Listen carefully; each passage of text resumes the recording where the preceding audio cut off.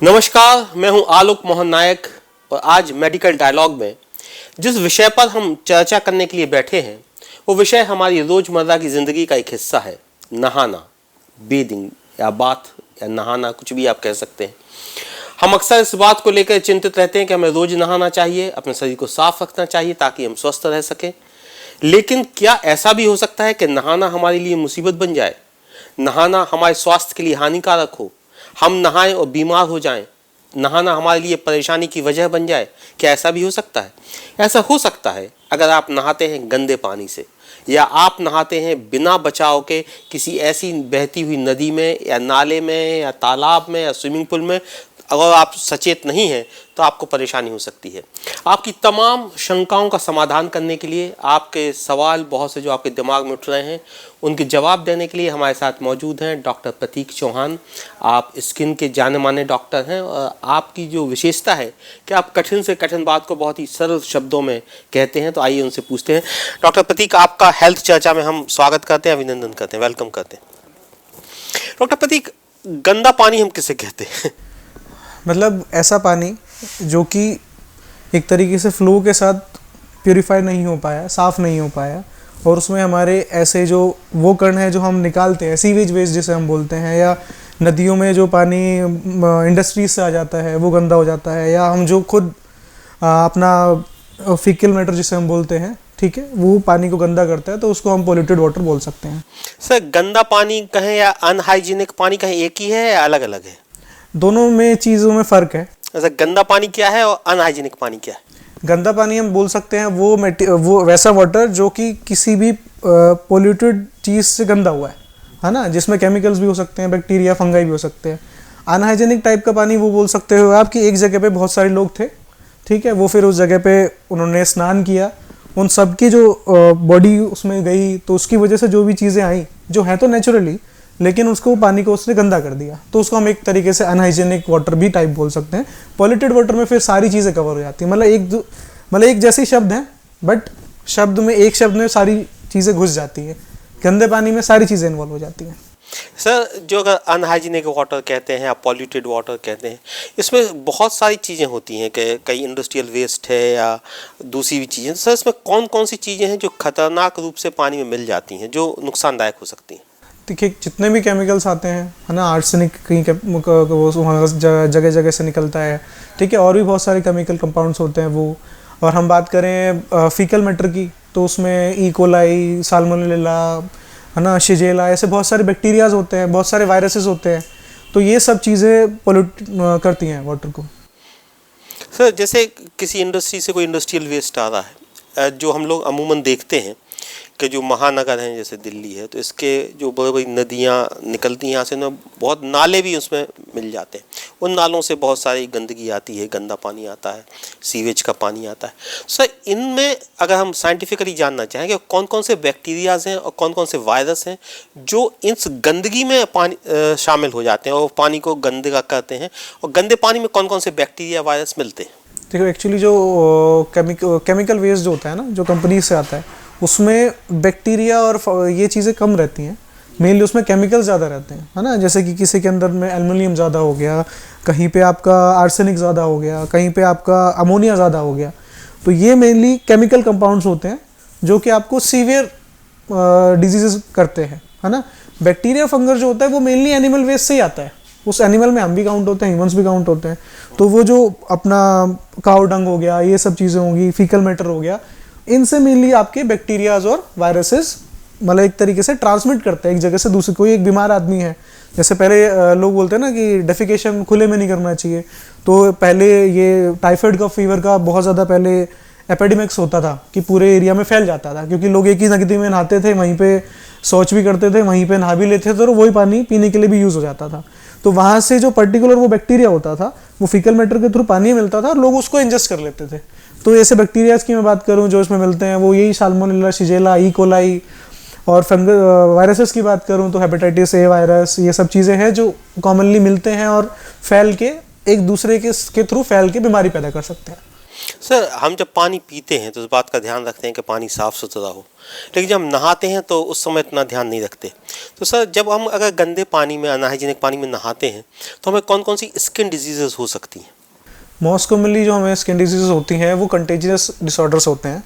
उसमें कुछ fungal infection, एक कॉमन चीज़ है स्केबीज, जो लोग नदियों में नहाने जाते हैं वो भी मतलब ऐसे कि पैरासाइटिक इन्फेक्शन है स्केबीज की बात करें हम, ठीक है। किसी किसी को इरिटेशन होती है जो पॉल्यूटेड केमिकल्स होते हैं उसके अंदर, तो उसके स्किन रैशेस हो जाते हैं किसी किसी को। तो ये सब चीज़ें प्रोड्यूस हो सकती हैं स्किन में, बहुत ज़्यादा तो नहीं है बट हाँ कुछ कॉमन चीज़ें जो लोगों को पता होनी चाहिए वो ये है। सर नहाते समय अगर गंदा पानी आपके कान से अंदर जाता है तो कान की कौन कौन सी बीमारियां हो सकती हैं? देखिए मोस्ट कॉमनली तो जो हमारे सबसे बाहर एक्सटर्नल ईयर होता है, तो जब भी पानी अंदर जाएगा तो उसको ईयर ड्रम रोक तो देगा, पर वो वहाँ पे क्योंकि पानी आ गया है और तरीके से गंदा पानी है तो अपने साथ बैक्टीरिया वगैरह लेके आया है, तो वहाँ पे जाके बैक्टीरियल इन्फेक्शन होने के चांसेस तो हैं। उसको हम ओटाइटिस एक्सटर्ना बोलते हैं। तो उस वजह से फिर पेन में, कान में दर्द होना वगैरह वगैरह ये सब चीज़ें हो सकती हैं। सर जो पानी से जो बीमारियां होती हैं वो मैंने आपसे एक एक करके इसलिए पूछ रहा हूँ क्योंकि ताकि लोग अच्छे से समझ सकें।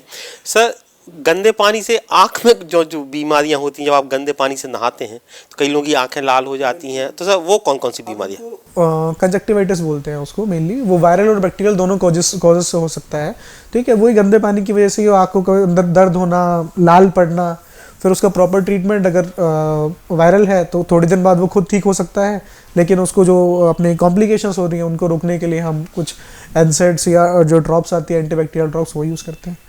सर अगर नहाते समय नाक से पानी हमारे अंदर चला जाता है बॉडी में, या मुंह से पानी अंदर चला जाता है, कुछ लोगों की आदत होती है कि नदी में नहाते समय वो आचमन करते हैं सर, तो सर वो गंदा पानी अगर आपके शरीर में चला जाता है नहाते समय तो वो कौन कौन सी बीमारियां हो सकती हैं? वही मैंने बताया कि पानी वाली जो भी बीमारी पीने के बाद शरीर के अंदर चली जाएगी।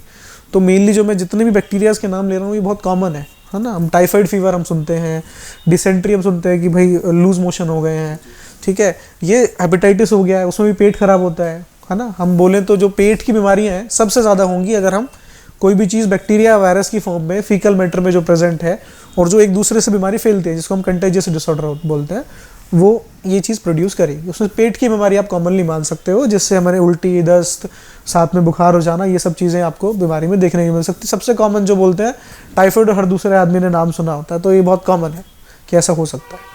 तो सर क्या हम मान के चलें कि कोई आदमी गंदे पानी में नहा रहा है, किसी नदी में नहा रहा है, तो उसको जो बीमारियां हैं वो इस गंभीर किस्म की भी हो सकती हैं जो लाइफ थ्रेटनिंग भी हो? मेनली जो ये सारी चीज़ें हैं, अब ये बैक्टीरियल इन्फेक्शंस हैं, ट्रीटेबल हैं, बट जब ये ट्रीटेबल नहीं थे, जैसे कॉलेरा आपने अगर नाम सुना होगा, तो जब ये ट्रीटेबल नहीं थे तो ये लाइफ थ्रेटनिंग तो हो ही सकते हैं, क्योंकि इन्फेक्शन अगर लंबे समय तक आपके अंदर रह गया, या आपको पहले से डायबिटीज़ है, बीपी है, शुगर है, ऐसी चीज़ें हैं जो आपके अंदर से इन्फेक्शन को ना तो जाने दे रही है या आपकी इम्यूनिटी कम है, ठीक है, तो फिर वो लाइफ थ्रेटनिंग भी हो सकता है। और जो केमिकल कंपाउंड्स हैं जो शरीर के अंदर जा रहे हैं वो फिर आगे जाके आपकी बॉडी के अंदर कुछ चेंजेस भी करते हैं, ठीक है, जो कि कैंसरस भी हो सकते हैं, वो होता है। सर बहुत सारी चीज़ें हमको समझ में आती हैं, जैसे आप किसी नदी में नहाने गए हैं या किसी तालाब में नहाने गए हैं तो आपको हल्का से आप कॉन्शियस होते हैं कि आप गंदे पानी में नहा रहे हैं, लेकिन कई बार अगर आपके घर में कोई पानी आ रहा है, उसको नहाने के बाद आपको कुछ अलग तरह के सिम्टम्स दिखते हैं या कुछ आपको परेशानी होती है, तो वो कैसे पता लगे कि हमने गंदे पानी से नहाया है और हम किसी इन्फेक्शन के कब्जे में आ रहे हैं, हमको कोई इन्फेक्शन हो रहा है? देखिए वैसे तो इतना प्रदूषित पानी घरों में कम ही आता है, बट कहीं कहीं पे जैसे हम दिल्ली में बहुत ज़्यादा पॉपुलेशन है तो उन जगह पे आने का खतरा रहता है। तो इनमें हम ज़्यादा ये कर सकते हैं कि कोई भी हमें स्किन में इरिटेशन दिख रही है, लालपन कहीं पे भी आ रहा है, या हमें आंखों में इरिटेशन हो रही है नहाने के बाद, ठीक है, या कान में पानी जाने के बाद थोड़े दिन बाद कान का इन्फेक्शन हो रहा है, तो हम सोच सकते हैं कि हाँ भाई कुछ तो गड़बड़ हुई है, जो हो सकता है हमारे पानी के लेवल पे हो। हम खा भी ठीक रहे हैं, बाहर का कुछ गंदा नहीं खा रहे, ठीक है, उसके बाद हम चीज़ें कर रहे हैं और फिर भी हम घर पे रह के भी बीमार पड़ रहे हैं, तो हम सोच सकते हैं कि हाँ हो सकता है कि शायद पानी ही गंदा है। सर अगर हम स्विमिंग पूल की बात करें, जो लोग रेगुलर स्विमिंग करने जाते हैं, तो स्विमिंग से भी क्या कुछ बीमारियां होती हैं? स्विमिंग पूल भी कुछ बीमारियां आपको देता है क्या? बीमारियों में मेनली अगर मैं स्किन की बात करूं तो इन्फेक्शंस नहीं होंगे, है ना, क्योंकि ऑलरेडी हम उसको डिकंटेमिनेट करने के लिए क्लोरीन वगैरह यूज़ करते हैं स्विमिंग पूल्स में, लेकिन वो क्लोरीन क्योंकि केमिकल कंपाउंड है तो वो ड्राइनेस कर सकता है, उसकी वजह से एक्जिमा, ये बीमारियां या सोरेसिस हो गए, फ्लेयर हो सकती हैं, बढ़ सकती हैं। बट ये एज सच इन्फेक्शियस डिसऑर्डर जो हम इतनी सारी बातें की हैं वो सब तो नहीं करते हैं स्विमिंग पूल में, मतलब वो सब परेशानियां नहीं होंगी। डॉक्टर साहब, एक आखिरी बात जाते जाते हम और पूछना चाहेंगे कि व्यक्ति को कब आपके पास आना चाहिए? माने वो नहाया है या उसने स्विमिंग पूल यूज़ किया है, वो कौन से सिम्टम्स हैं कि अगर उसको कहीं कुछ ऐसा लगता है तो उसको लगता है भाई कुछ प्रॉब्लम हो गई है, अब डॉक्टर के पास चलना चाहिए? सबसे पहले तो व्यक्ति को पता चल ही जाता है, ज़्यादातर शरीर भगवान ने बनाया है ऐसा है कि वो आपको इंडिकेशन दे ही देता है कि कहीं लालपन हो गया, कहीं खुजली हो रही है। स्किन में सबसे अच्छी चीज़ है कि पेशेंट को खुद ही दिखने लग जाता है, तो कभी कभार तो बीमारी नहीं भी होती है तो पेशेंट पहुंच जाता है। तो इस चीज़ के लिए तो हम बेफिक्र हैं कि पेशेंट को कुछ भी दिखेगा तो वो तुरंत आके दिखाई देगा। तो इसके लिए कुछ अलग से तो कुछ नहीं है, मतलब वही लालपन आना, खुजली होना, इरिटेशन होना तो आ सकते हैं। डॉक्टर साहब, एक बात और चलते चलते, क्या पानी गंदा नहीं है, लेकिन क्या पानी कुछ ऐसे होते हैं कि उनकी कुछ में उनमें ऐसी चीज़ होती है जो आपकी स्किन को या दूसरी चीज़ों को परेशानी में डाल सकती है? पानी साफ़ है लेकिन आप किसी दूसरी जगह गए हैं और आपने वहाँ पर नहाया है या कहीं और किसी जगह कोई ऐसी चीज़ जिसकी ज़्यादा हो, कोई केमिकल या कोई बात ऐसी हो, तो ऐसा भी होता है क्या कि पानी से नहाने से आपको, अलग तरह के पानी से नहाने से भी कोई प्रॉब्लम हो जाए? जो सबसे बड़ी भ्रांति है हमारे देश में वो ये है कि हम जब पानी बदलता है तो बाल टूटने लगते हैं। ये बहुत कॉमन है, सब लोग ज़्यादातर कि मेरा पानी बदल गया था तो इसलिए मैं गंजा हो गया। उसका खैर कुछ लेना देना नहीं है। अब पानी का अलग अलग एरिया का अलग अलग है, जैसे कहीं आप ऐसी जगह पे जाओगे जहाँ पॉपुलेशन डेंसिटी कम है तो आपको उतना ही प्योर वाटर मिलता है, लेकिन जहाँ पे भीड़ ज़्यादा है, दिल्ली में, कोलकाता वैसी जगह पे, तो हमें पॉल्यूटेड वाटर मिलता है। तो मेनली आपको पानी की वजह से दिक्कत तो नहीं होती है, बट उसके अंदर जो कण है, जो पोल्यूशन है, उसकी वजह से आपको परेशानियाँ हो सकती हैं। प्योर वाटर की वजह से चांसेस कुछ भी खराब होने के कम है, अनटिल अनलेस आप उसको छोड़ रहे हो शरीर पे। आप गीले कपड़े पहन रहे हो, लंबे समय तक पानी टिका हुआ है, तो वो ये फिर वो चीज़ें तो करेगा ही। कई इन्फेक्शन लंबे समय तक पानी टिका हुआ है तो फंगल इन्फेक्शन के होने के चांसेस ज़्यादा है। बट एज सच पानी कुछ गलत नहीं करता, या बाल नहीं झड़ता, या स्किन को ख़राब नहीं करता। वो आपके बॉडी के चेंजेस हैं जो हो रहे हैं। डॉक्टर साहब, अभी तक तो मैं इस बात को लेके दिल्ली को कोसता था कि जब मैं दिल्ली आया था तो फिर मेरे बाल गिर गए थे, तो ऐसा नहीं है ना कि बाल दिल्ली की वजह से नहीं गिरे हैं, कोई और वजह से गिरे हैं?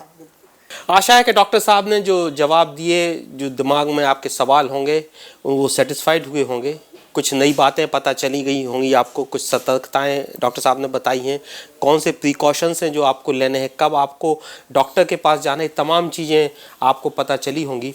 और डॉक्टर साहब ने बात एक बताई जो मुझे भी पता चली कि मैं इस बात को लेके अक्सर दिल्ली को कोसता था कि मैं दिल्ली आया और मैं गंजा हो गया, लेकिन अब डॉक्टर साहब ने कहा कि आप बालों से और पानी का कोई संबंध नहीं है, माने आप कहीं भी जाके किसी भी तरह नहाएंगे तो आपके बाल नहीं गिरेंगे। ये जो एक मिथ था हमारे दिमाग में वो भी साफ़ हुआ। लेकिन साफ़ पानी से रोज़ नहाइए और स्वस्थ रहिए। नमस्कार। Never miss a medical update from Medical Dialogues. Like, subscribe and press the bell icon.